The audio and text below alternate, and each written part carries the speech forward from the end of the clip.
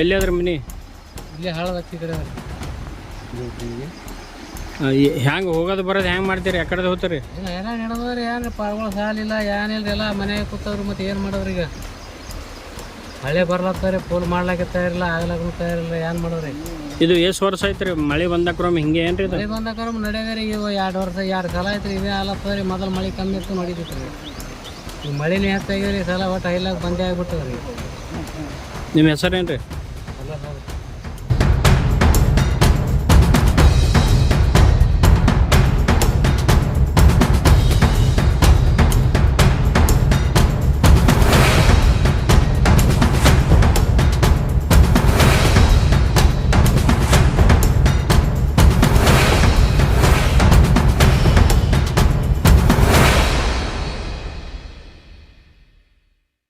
ಪಾಂಡು ಅಂತ.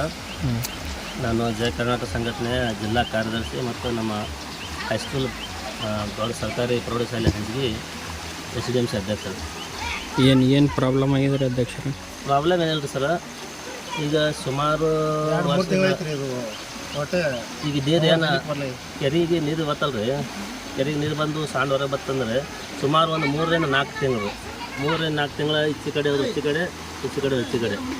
ಕಾರಣ ಯಾಕಂತಂದ್ರೆ ಕಂಟಿನ್ಯೂ ಹಳ್ಳ ಇರ್ತದೆ. ಹಳ್ಳದ ಇಲ್ಲಿ ಹೋಗ್ಲಕ್ಕೆ ಬರ್ಲಕ್ಕೆ ಏನೂ ವ್ಯವಸ್ಥೆ ಇಲ್ಲ.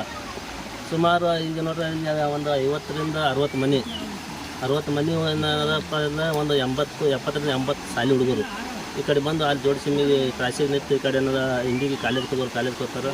ಹೈಸ್ಕೂಲ ಮತ್ತು ಪ್ರೈಮರಿಗೆ ಒಂದು ಸುಮಾರು 40 ಹುಡುಗರು ಇಲ್ಲಿ ನಡ್ಕೊತಾರೆ. ಈ ಶಾಲೆ ಹೋಗೋದು ಬಂದೇ ಆಗ್ಯದ. ಮೈ ಅಂದ್ ಬಂದ ಅಂದ್ರೆ ಹಿಡಿದು ಪೂರ ಹಾಳು ಬಂದ ಶಾಲಿನೇ ಬಂದಾಗ್ಯದ. ಹ್ಯಾಂಗೆ ಕಲ್ತದ ಶಿಕ್ಷಣ ಮಾಡೋದು?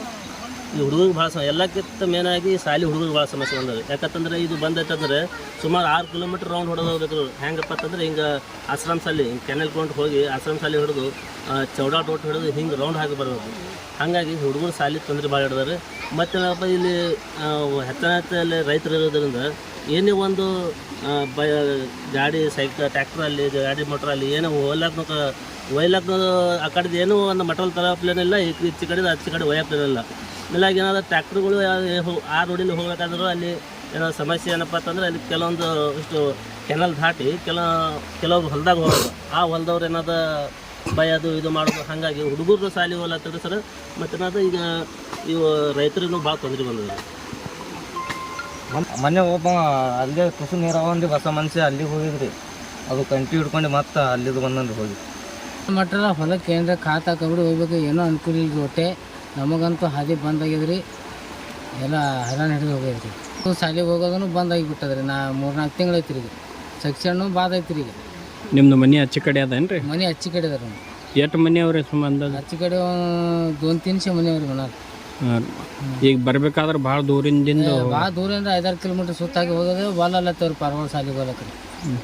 ಒಂದಿನ ಪಾಲಕರು ಕೆಲ್ಸಕ್ಕೆ ಹೋಗೋರು ಅದಾರ ಇಲ್ಲಿ. ಎಲ್ಲರೂ ಕೆಲಸ ಬಿಟ್ಟು ಶಾಲೆ ಮಕ್ಕಳಿಗೆ ಒಯ್ದು ಬಿಡ್ಬೇಕಾಗ್ತದೆ. ಕೆಲಸ ಬಿಡಬೇಕು, ಮಕ್ಕಳಿಗೆ ಶಾಲೆಗೆ ಬಿಡಬೇಕು, ಮಕ್ಕಳಿಗೆ ಶಾಲೆ ಬಿಡಿಸ್ಬೇಕು, ಕೆಲಸಕ್ಕೆ ಹೋಗ್ಬೇಕು. ಹಿಂಗೆ ಆಗುತ್ತೆ. ಇದರ ಸಂಬಂಧವಾಗಿ ನೀವು ಎಲ್ಲೆಲ್ಲಿ ಹೇಳಿರಿ? ಯಾರ್ಯಾರಿಗೆ ಹೇಳಿರಿ? ಯಾರಿಗೆ ಭೇಟಿಯಾಗಿ? ಇದರ ಸಂಬಂಧ ನೋಡಿರಿ ಸರ್, ಆಲ್ರೆಡಿ ಈಗ ನಾವು ನಮ್ಮ ಪಂಚಾಯತ್ಗಳನ್ನು ತಿಳಿಸಿದ್ದೇವೆ. ಮೇಲಾಗಿ ಏನದ ನಮ್ಮ ಶಾಸಕರಿಗೂ 2-3 ಸಲ ಮನವಿ ಮಾಡಿದ್ದಾರೆ. ಈಗ ನಮ್ಮಲ್ಲಿ ಇನ್ನೊಂದು ಹೇಳ್ಬೇಕಂದ್ರೆ ರೀ, ಶಾಸಕರು ಮಾಡ್ತಾರೆ, ಮಾಡೋ ಇಚ್ಛಾ ಮನೋಭಾವನೆ. ಆದರೆ ನಮ್ಮಲ್ಲಿ ಲೀಡ್ರುಗಳು ಏನು ಮಾಡ್ತಾರೆ ಗೊತ್ತೇನು ಸರ್? ಲೀಡ್ರುಗಳು ವೈಯಕ್ತಿಕ ಕೆಲಸ ಬಿಡ್ತಾರೆ. ಅವರು ಇಂಥ ಸಾರ್ವಜನಿಕ ಕೆಲಸ ಬಿಡಲ್ರಿ ಅವರು. ಯಾಕಂದ್ರೆ ನಮಗೊಂದು ಬೋರ್ ಹಾಕ್ಕೊಡ್ರಿ, ನಮಗೊಂದು ಬಾಯಿ ಹೊಡೆದು ಕೊಡ್ರಿ, ಎಲ್ಲರೂ ಒಂದು CC ಹಾಕ್ಕೊಡ್ರಿ, 6 ಇಂಚ್ ಹಾಕೋದ್ರಿ, 3 ಇಂಚ್ CC ಹಾಕ್ಕೊಂಡು ನಾವು ಬಿಲ್ ತಗೋದು. ಇಂಥ ಕೆಲಸ ಹೇಳ್ತಾರೆ. ಇಂಥ ಏನೋ ಎಮರ್ಜೆನ್ಸಿ ಅವಶ್ಯಕತೆ ಇದು. ಸಾರ್ವಜನಿಕ ಕೆಲಸ ಇದು ಭಾಳ ಅವಶ್ಯಕತೆ ರೀ. ಎಲ್ಲಕ್ಕಿಂತ ಈಗ ನಮ್ಮ ಊರಾಗ ಲೆಕ್ಕಾಚಾರ ಹಾಕಿದ್ರೆ ಯಾವ ಕೆಲಸಕ್ಕಿಂತ ಇದು ಅವಶ್ಯಕತೆ ಇದೆ. ಯಾಕಂತಂದ್ರೆ ಮಕ್ಕಳ ವಿದ್ಯಾಭ್ಯಾಸ ಹಾಳಾಗ್ತದೆ ರೀ. ಮಕ್ಕಳ ವಿದ್ಯಾಭ್ಯಾಸ ಹಾಳಾಗ್ತದೆ. ಹಾಗಾಗಿ ಇಂಥ ಕೆಲಸಗಳಿಗೆ ನಮ್ಮ ಲೀಡರ್ಗಳು ಏನಾದ ಮಾನ್ಯತೆ ಕೊಡೋರಿ. ನಮ್ಮ ಊರಿನ ಲೀಡರ್ಗಳು ಶಾಸಕರ ಬಳಿ ಮಾಡಬೇಕಂದ್ರೆ ಮನೋಭಾವನೆ ಅದ ರೀ. ಆದರೆ ನಾವು ಶಾಸಕರ ಆಪ್ತರಿದ್ದರು ಜರ ಶಾಸಕರಿಗೆ ಕನ್ವಿನ್ಸ್ ಮಾಡಿ ಹೇಳ್ಬೇಕಾರೆ ಅವರು ತಿಳ್ಕೊತಾರೆ. ಅವ್ರೇನು ದಿನ ಬಂದು ನೋಡಲ್ಲ ಶಾಸಕರು. ನಮ್ಮಂಥವ್ರು ಯಾರು ಆಪ್ತರ ಇರ್ತಾರೆ ಅವ್ರು ಕನ್ವಿನ್ಸ್ ಮಾಡಿ ಹೇಳಿದ್ರೆ ತಿಳ್ಕೊತಾರೆ. ಇದ್ರ ಬಗ್ಗೆ ಶಾಸಕರ ಹತ್ತಿರ ಇರುವಂಥ ಕಾರ್ಯಕರ್ತರು ಇದ್ರ ಬಗ್ಗೆ ಏನೂ ಹೇಳಿಲ್ಲ. ಇದ್ರ ಬಗ್ಗೆ ಅವರು ಚಕಾರ ಹತ್ತಲ್ರಿ. ಈಗ ಇಲ್ಲೇನ ಇದು ಈ ಬಾಂಧರ ಬಗ್ಗೆ ಅವ್ರು ಏನು ಹೇಳಲ್ರಿ. ಈಗ ನಾವು ಶಾಸಕರು ಮತ್ತು ಎಲ್ಲರೂ ಕೊಟ್ಟಿದ್ದಾರೆ. ಇಲ್ಲಿ ನಮ್ಮ ಹಂಚಿಗೆಗೆ ಬಂದಿರೋ ಶಾಸಕರು ಅವಾಗ ಹೇಳ್ದಾಕಂದ್ರೆ ಇವ್ರು ಪಂಚಾಯತಿ ಅವ್ರು ಏನಂದ್ರೆ ಇಲ್ಲ ನಾವು ಮಾಡಿಕೊಡ್ತೇವ್ರಿ ಗೌಡ್ರ ಅಂತಂದ್ರು. ನಾವು ಪಂಚಾಯತಿಂದ ಮಾಡ್ಕೊಡ್ತೇವೆ ಅಂತಂದ್ರೆ ಇನ್ನೂ ತನೂ ಅದಕ್ಕೆ ಏನೂ ಇಲ್ಲ. ಈ ಮುಖಾಂತರ ಶಾಸಕರಿಗೆ ಏನು ತಿಳಿಸ್ಬೇಕಂತ ಮಾಡ್ತಾರೆ? ನೋಡಿರಿ, ಶಾಸಕರ ಬಳಿ ಒಂದು ದಯವಿಟ್ಟು ಕಳಕಳಿಯ ಮನವಿ. ಯಾವಾಗಲೂ ನಮ್ಮ ಶಾಸಕರು ಏನಂತಾರೆ, ನಮ್ಮ ಹಂಜಿಗೆ ಊರತ್ತಂದ್ರೆ ನಾವು ತವ್ರ ಮನೆ ಅಂತೇಳಿ ಹೇಳ್ಕೊತ ಬಂದಾರೆ. ದಯವಿಟ್ಟು ಈ ನಮ್ಮ ಮಕ್ಕಳ ವಿದ್ಯಾಭ್ಯಾಸದ ಒಂದು ಅನುಕೂಲ ಮಾಡ್ಕೊಳ್ಳೋದು ಇದೊಂದು ಬ್ರಿಡ್ಜ್ ಕಮ್ ಬಂದಾರ. ಇದು ಒಂದು ಮಾಡಿದ್ರೆ ಎಲ್ಲ ಸುಮಾರು ಏನದಪ್ಪ ಅಂತಂದ್ರೆ ಒಂದು 100 ಮನೆಗಳಿಗೆ ಒಂದು ಅನುಕೂಲ ಆಗ್ತದೆ. ಇದು ದಯವಿಟ್ಟು ಏನೇ ಹಾಕಿರೋದಕ್ಕೆ ಇದು ಒಂದು ಎಲ್ಲ ನಮ್ಮ ಊರನ್ನ ಎಲ್ಲ ಕೆಲಸ ಪೆಂಡಿಂಗ್ ಹೇಳಾಕ್ರಿ, ಇದು ಕೆಲಸ ಮಾಡಿಕೊಡ್ಬೇಕಂತ ಒಂದು ನಮ್ಮ ಕಳಕಳಿ ಮನವಿ.